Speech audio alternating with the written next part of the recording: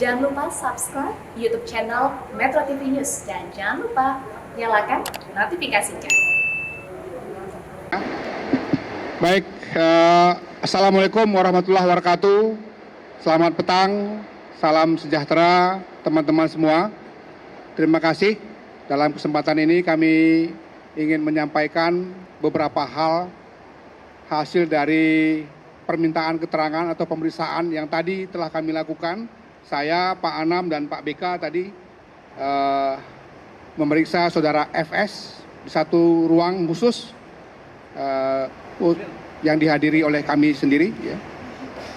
Dalam permintaan keterangan atau pemeriksaan tersebut, ada beberapa hal yang tadi kami dapatkan. Pertama adalah pengakuan saudara FS bahwa dia adalah aktor utama dari peristiwa ini. Itu yang pertama tadi disampaikan. Yang kedua, dia mengakui bahwa sejak awal dialah yang melakukan langkah-langkah untuk merekayasa, mengubah atau mendisinformasi beberapa hal sehingga pada tahap-tahap awal misalnya yang terbangun konstruksi ceritanya atau peristiwanya tembak-menembak kan begitu. Tapi kemudian tadi diakuinya itu adalah hasil rancangan dia sendiri dan dia mengakui bahwa dia bersalah dalam tindakannya yang merekayasa itu. Itu tadi kurang lebih juga disampaikan permohonan maaf kepada semua pihak, ya, termasuk kepada Komnas HAM, kepada masyarakat Indonesia atas tindakannya yang kemudian juga tadi seperti kami sampaikan melakukan langkah-langkah rekayasa. Ya. Tapi sekali lagi dia pada akhirnya mengakui bahwa dialah yang paling bertanggung jawab terhadap semua peristiwa ini dan dengan pengakuan yang seperti ini, kita berharap nanti proses penyidikan dan selanjutnya sampai persidangan bisa menghasilkan satu keputusan peradilan yang seadil-adilnya, sebagaimana kami sampaikan sejak awal, yang merupakan ya, fokus dari Komnas HAM dalam hal ini berlangsungnya satu proses hukum yang fair sehingga semua pihak terutama yang menjadi korban bisa mendapatkan keadilan. Sekali lagi itu yang tadi kita dapatkan atas seluruh pengakuan yang sudah disampaikan kepada kami bertiga tadi di ruang tertutup. Selanjutnya mungkin silahkan Pak Anam, Pak BK untuk menambahkan beberapa hal yang lebih detail.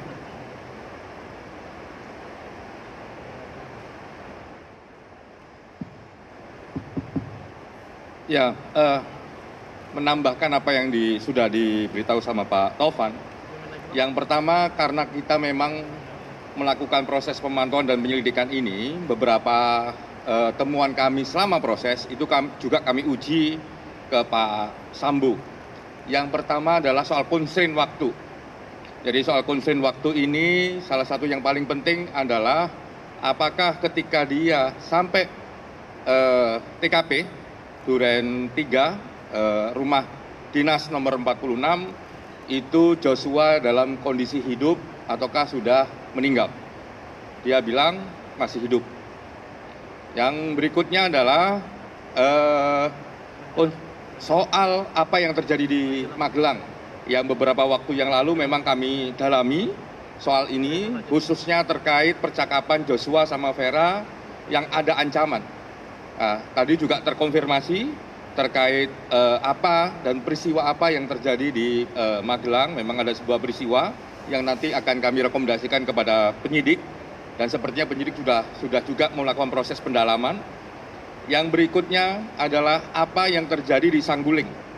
Jadi kita punya waktu di Sangguling itu ada satu peristiwa yang kalau dalam rekaman video yang kami dapatkan, dalam rekaman raw material yang kami dapatkan lebih dari kurang lebih 1 jam gitu ya, yang itu yang kita juga tadi tanyakan apa yang terjadi dalam peristiwa itu.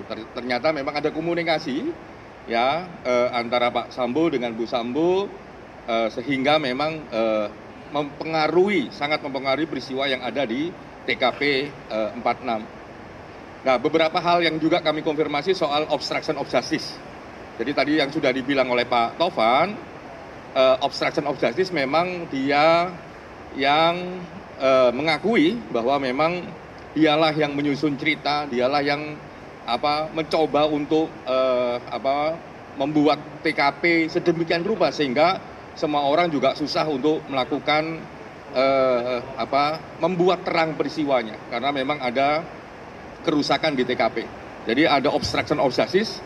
Tadi kami juga tanya kenapa demikian, kenapa demikian. Nah itu dia jawab dan konfirmasi dan Pak Sambo bertanggung jawab. Kalau dalam konteks Komnas HAM, obstruction of justice itu satu terkait barang, yang kedua terkait cerita. Jadi apakah cerita itu betul atau tidak? Ternyata memang ceritanya tidak betul, gitu ya. Yang berikutnya adalah soal kesaksian dan sebagainya. Nah itu kita konfirmasi dan Pak Sambo mengakui bahwa dia yang menjadi orang yang bertanggung jawab untuk membuat cerita itu semua. Nah yang terakhir yang juga penting bagi Komnas HAM selama proses ini adalah komunikasi. Ya, komunikasi macam-macam di cyber yang kita dapatkan juga kita konfirmasi, yaitu bagian dari obstruction of justice pasca peristiwa. Jadi kasus ini semakin terang benderang dan semoga keadilan, informasi yang terang benderang yang merupakan hak publik segera didapatkan oleh publik dan oleh kita semua. Sehingga proses penegakan hukum semakin lama semakin bisa cepat dan kita bisa mendapatkan proses pengadilan yang bisa diakses oleh semuanya. Mungkin itu. Terima kasih, Pak Rika.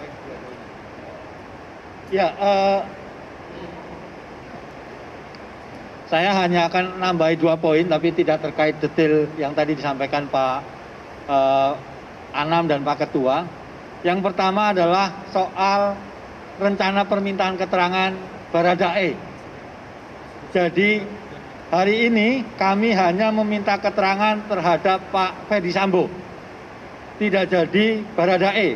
Kenapa? Karena pada saat yang bersamaan masih asesmen di LPSK, masih ada proses dengan teman-teman LPSK, sehingga kami menunda sampai Senin depan. Itu yang pertama yang ingin saya sampaikan. Yang kedua adalah pada saat ini juga gitu ya, sedang permintaan keterangan terhadap Ibu Putri. Jadi ada teman-teman Komnas Perempuan dan juga anggota tim dari Komnas HAM sekarang sedang meminta keterangan dari Bu Putri.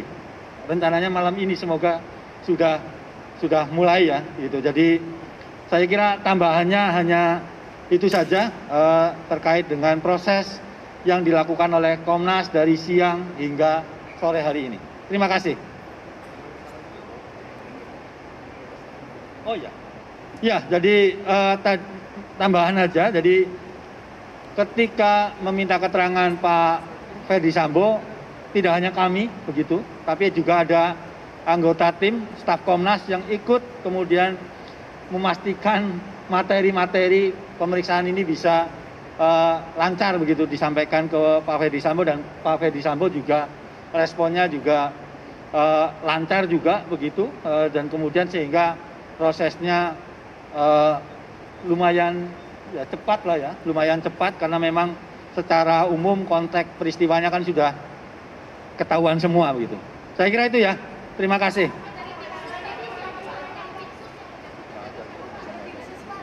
Ya, dalam pemeriksaan hanya kami bertiga dengan tim, bahwa kita sebagai Komnas HAM ya sejak awal memang berkoordinasi, pastilah.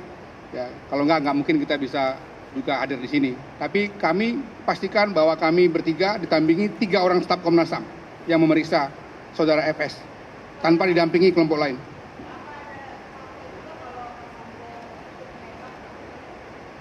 Ya itu saya kira biarlah penyidik yang menjawab ya. Yang penting dia tadi sudah menyampaikan semua hal yang dia katakan inilah sebetulnya peristiwa sebenarnya. Poin utamanya dia aktor utamanya, dia aktor di utamanya. Yang kedua dia mengakui bahwa dia yang merekayasa atau yang tadi disebut sebagai obstruction of justice. Detail tentang itu saya kira biarkan nanti penyidik yang bicara.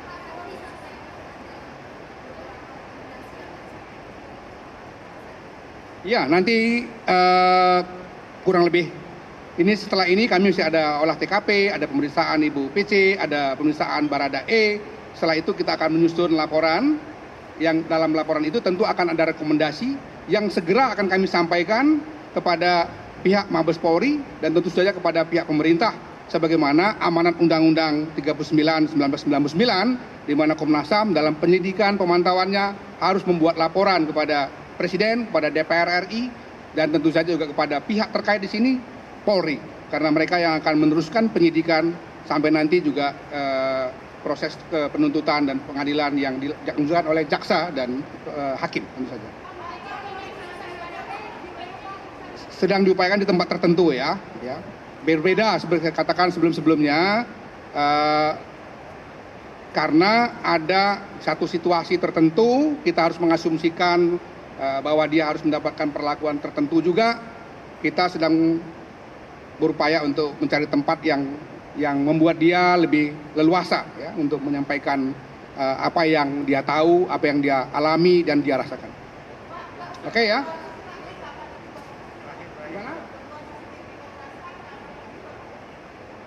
Nanti dalam laporan akhir kami akan sampaikan semua. Detail, sedetail-detailnya. Gimana? Oh itu soal Papua, soal damai Papua. Ya? Bareskrim kemungkinannya ya. Oke ya. Makasih. Apa? Makasih ya.